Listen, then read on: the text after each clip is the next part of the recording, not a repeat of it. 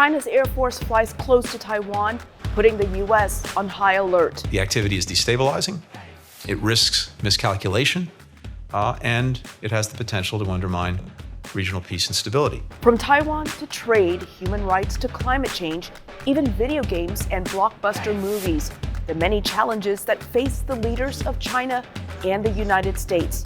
On the Inside Story, U.S. China under pressure.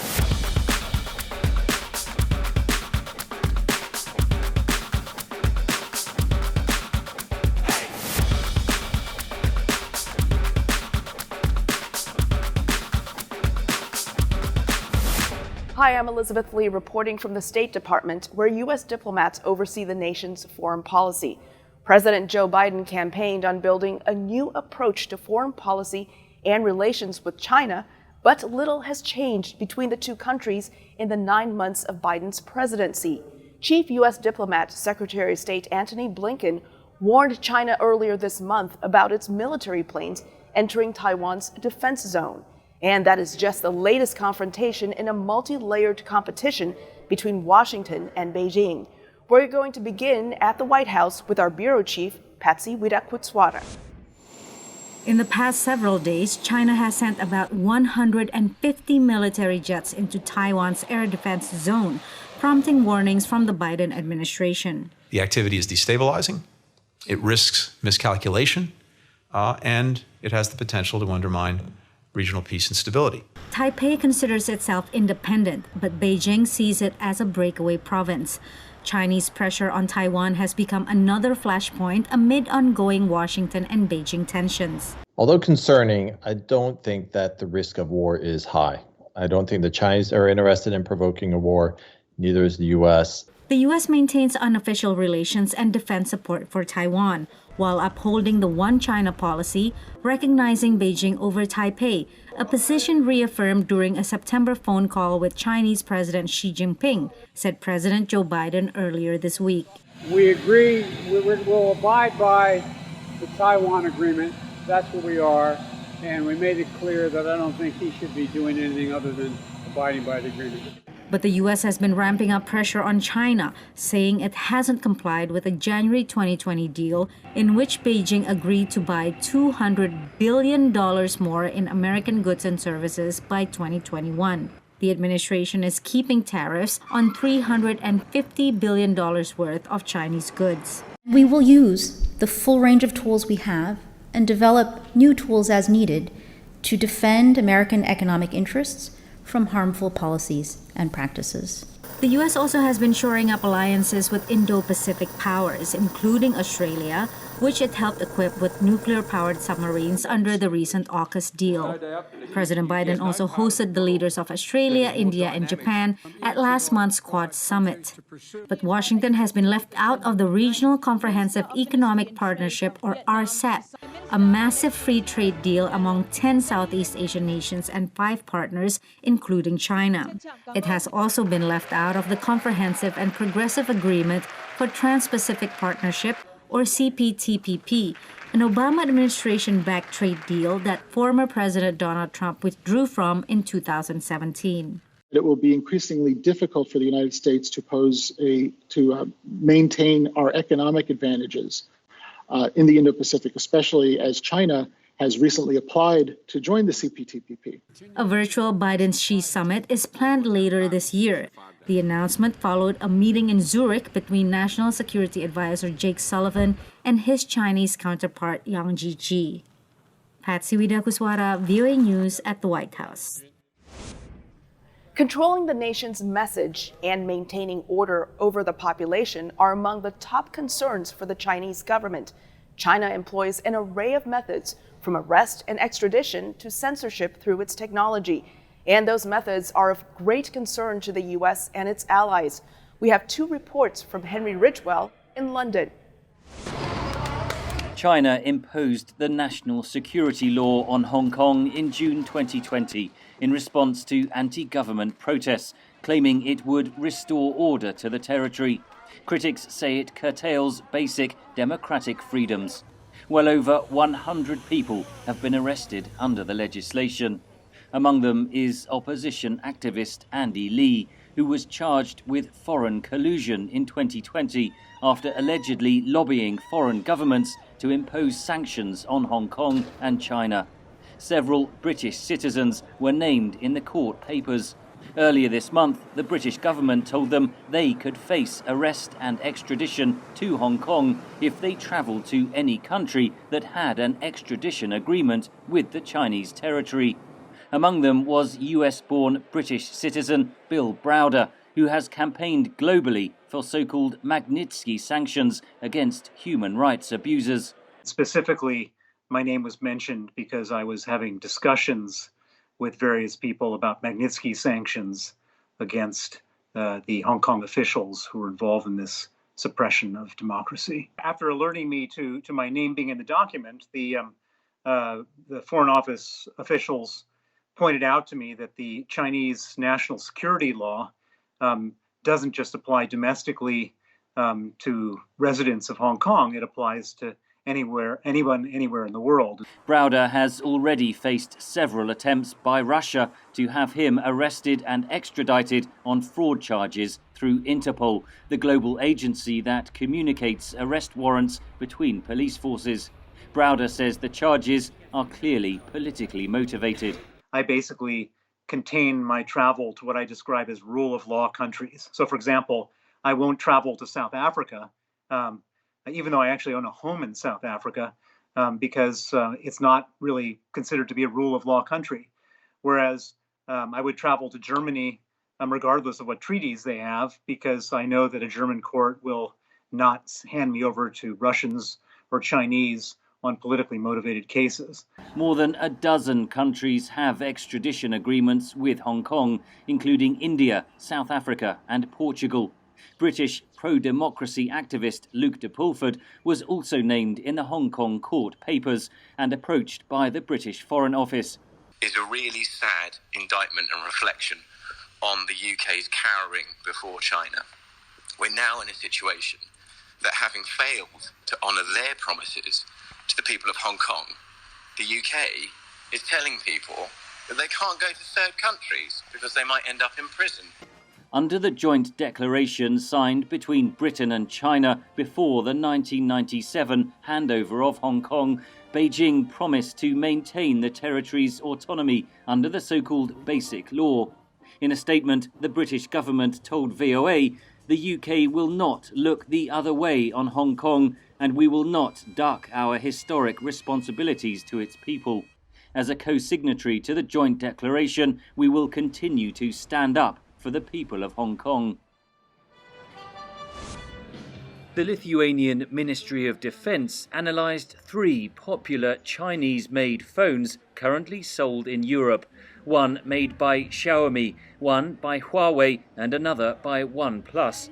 They reported finding a censorship tool built in to the Xiaomi Mi 10T 5G phone, which can block certain search terms, including Voice of America.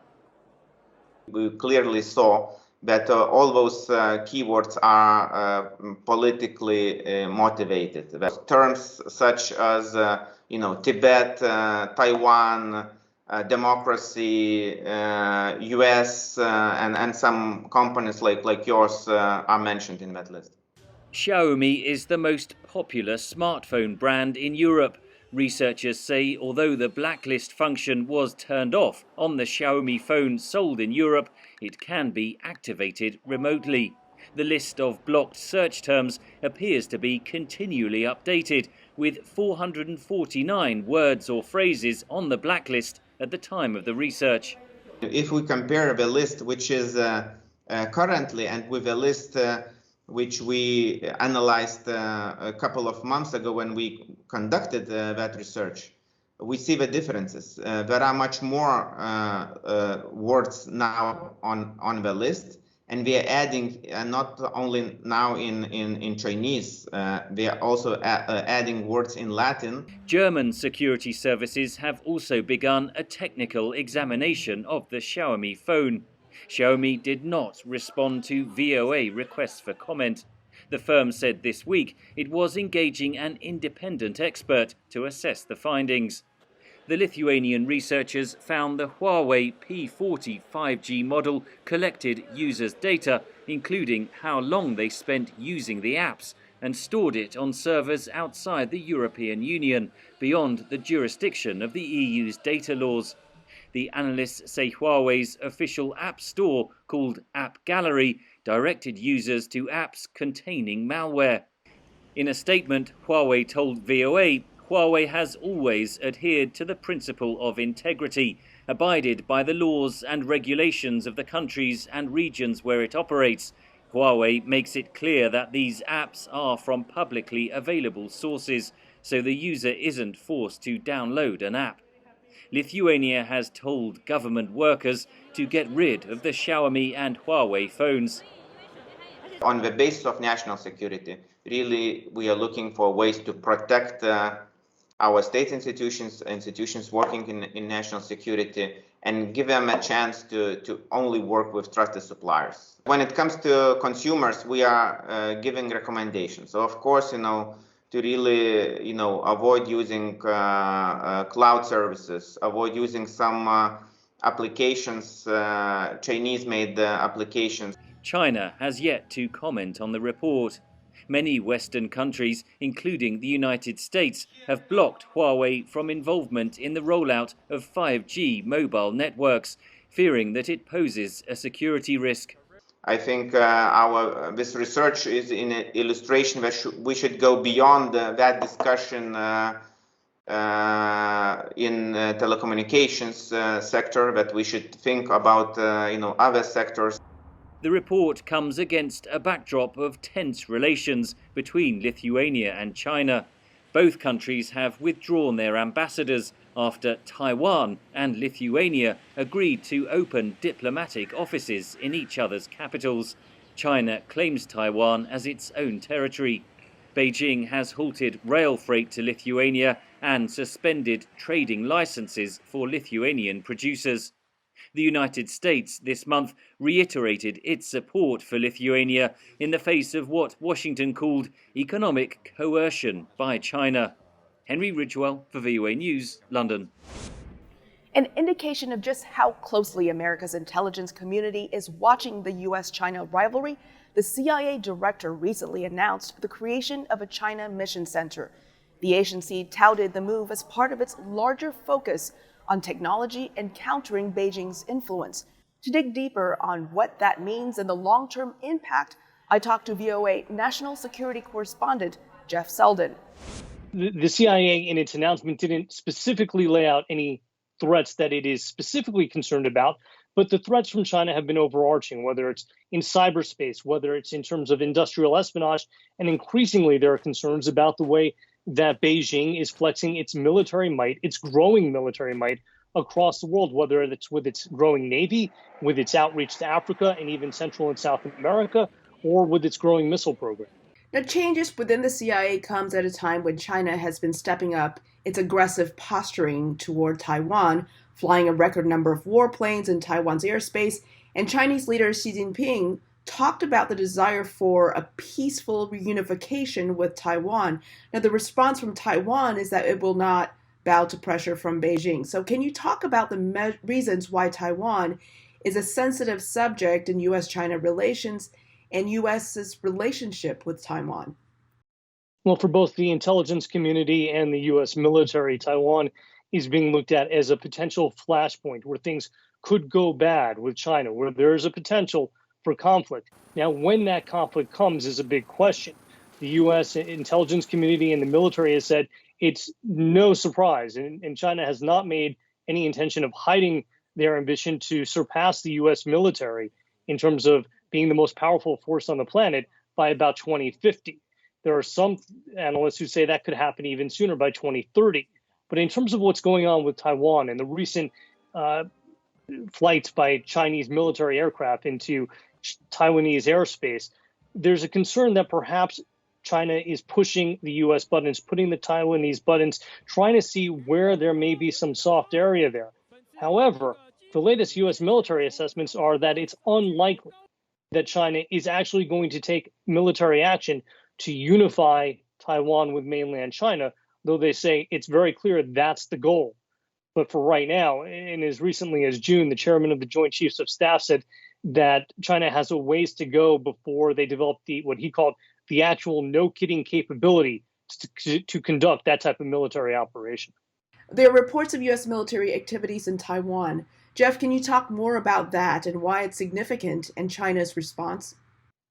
Well, right now, you have to remember that Taiwan is a flashpoint where there is a huge amount of power that's being concentrated. You have the incursions and the aggressive flights by the Chinese military near Taiwanese airspace. You have the U.S. and now these reports of a special forces contingent and a small contingent of Marines going in and training Taiwanese forces just in case something happens. So you have a concentration of power, and so that brings up the risk of unintended consequences, a mistake here, an errant response there that all of a sudden blows up into a larger military conflict.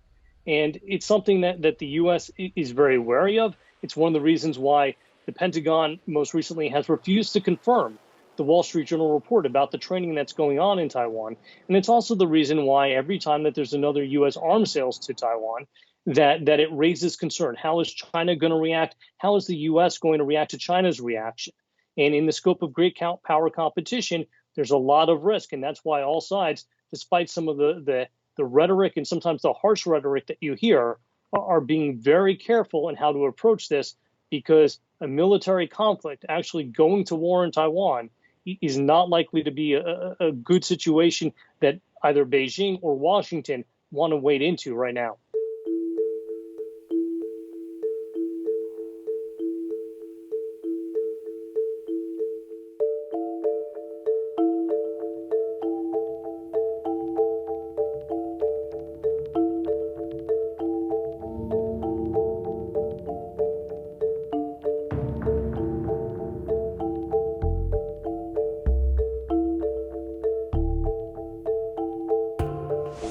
In most countries, deciding how much time children spend using electronic devices is something parents decide. But in China, the government is deciding that issue for video gamers younger than 18. VOA's Michelle Quinn looks at the concern among parents, kids, and the gaming industry.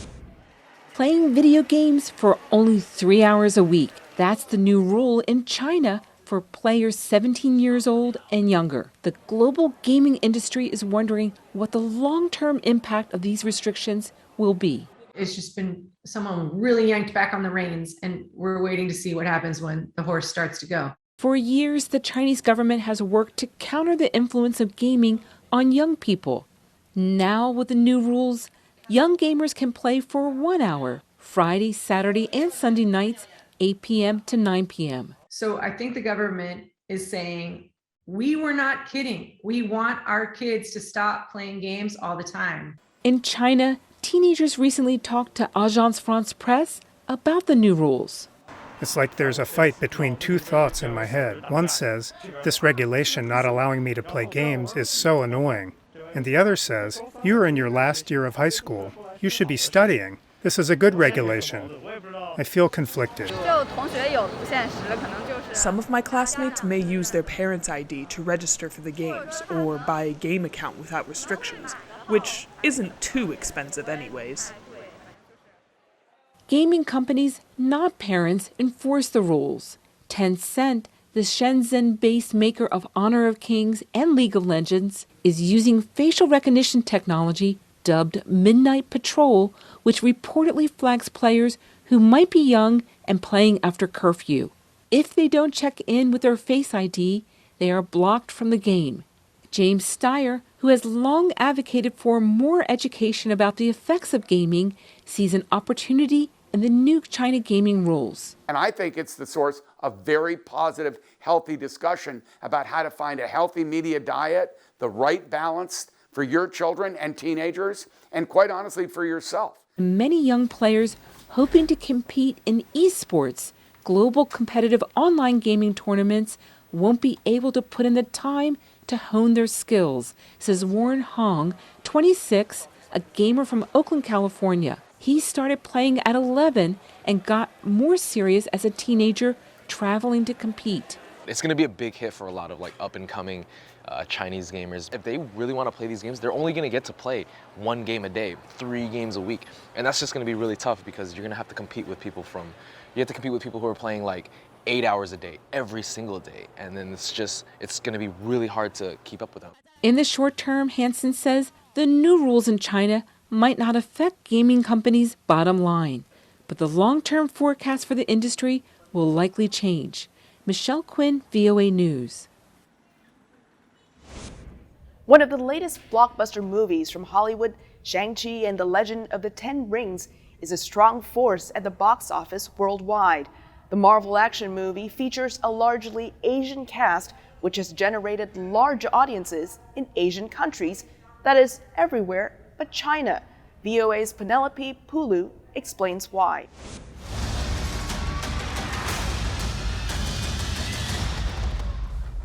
Who are you? Chinese-Canadian actor Simu Liu plays Shang-Chi, the humble son of a powerful overlord.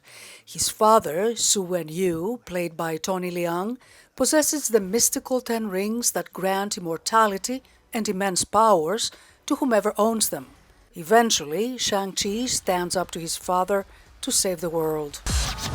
For many of us who grew up in the West, whose parents immigrated, we never really saw ourselves on screen meaningfully. Shang-Chi will be an important piece of that conversation. The movie, by Asian-American director Destin Daniel Cretton, features a diverse Asian cast that includes film icons Tony Leung and Michelle Yeoh, as well as Asian-American actress and rapper Awkwafina. According to Variety.com, the film cost about $150 million to make, one of the lowest budgets of any Marvel Cinematic Universe movie production, and has been a hit both domestically and internationally, grossing over $360 million so far, which, according to The Atlantic, is an even greater feat considering that pandemic-weary audiences are still hesitant to return to theaters. It was made with the purpose of appealing to the Chinese market, but actually succeeded because it was something that appealed to Asian American audiences, to audiences in Asia,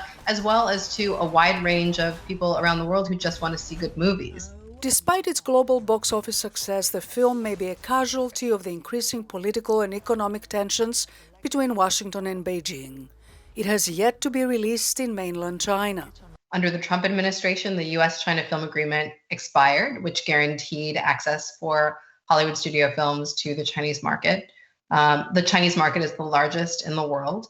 Xi Jinping has made it very clear that one of his policy priorities is to have Chinese people tell Chinese stories. Many of them are what you would call patriotic films or almost propagandistic films. Chinese Studies Director at UCLA, Michael Berry, says these films are aligned with a grassroots movement by moviegoers who support nationalistic, action-packed Chinese films like the box office hit Wolf Warrior 2. Berry says netizens on Chinese social platforms such as Weibo have also criticized Shang-Chi for what they considered racist tropes. The main villain, who is Shang-Chi's father, is actually modeled off this character called the Mandarin.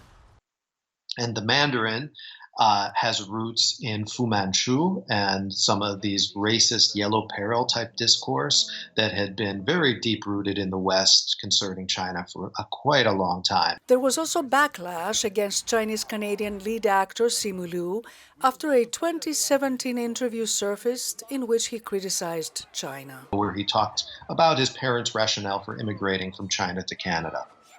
Nothing particularly explosive in that interview, but that's been grabbed onto by internet trolls and been judged by a lot of netizens as being unpatriotic or kind of harmful discourse for China. Ann Caucus says Shang-Chi's international message and global box office success indicates that Hollywood films might still be able to thrive without the Chinese market.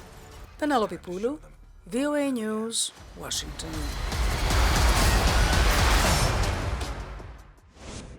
And that's all we have for now. I'm Elizabeth Lee. Follow me on Twitter at eLeeTV1 for news related to U.S. China relations. Connect with us on Instagram and Facebook at VOA News. And stay up to date online at voanews.com. See you next week for The Inside Story.